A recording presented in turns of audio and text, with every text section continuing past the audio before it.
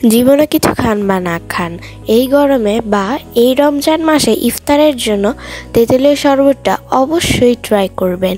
High guys, আসসালামু আলাইকুম, welcome to my video, it's নেহনা। আজকে আপনাদের মাঝে আমি শেয়ার করব ঘরে কিছু না থাকলে এত মজাদার একটা তেঁতুলের শরবত। তো চলে আসলাম তেঁতুলের শরবতটা তৈরি করতে। তো এখানে আমি একটা বাটির মধ্যে নিয়ে নিচ্ছি তেঁতুল। আমি এখানে দোকান থেকে তেঁতুল ছিলাগুলো নিয়ে এসেছিলাম।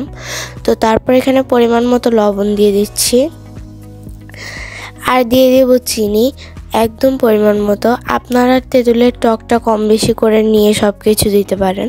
তারপর এগুলোকে হালকা একটু মিক্স করব।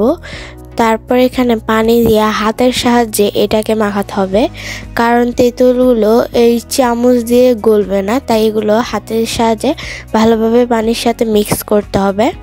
তো এখানে আমার আম্মু দেখো কত সুন্দর করে মিক্স করছে, এবং ভালোভাবে মিক্স করার পর বিচিগুলো তুলে নিতে হবে কিন্তু। তো আমি এখানে আরেক গ্লাস পানি দিয়ে দিয়েছি। প্রথমে অল্প পানি দিয়ে মিশাতে হবে। তো এখানে আমার আম্মু বিচিগুলো তুলে ফেলে দিচ্ছে। এই তেঁতুলের শরবতটা কিন্তু খুবই ঝটপট তৈরি করা যায়, আর খেতেও মাশাআল্লাহ অনেক মজা। তোমরা চাইলে এই রমজান মাসের ইফতারে এইটা রাখতে পারো। তাছাড়াও এই গরমের ভিতরে রমজান মাস ছাড়াও তোমরা এটা খেয়ে রিফ্রেশ করতে পারো নিজেকে। তো আজকের জন্য এইটুকুই। আমার ভিডিওটা ভালো লাগলে একটা like and please subscribe my channel, কারণ তোমাদের ভালোবাসায় আমি অনেক দূর যেতে পারবো।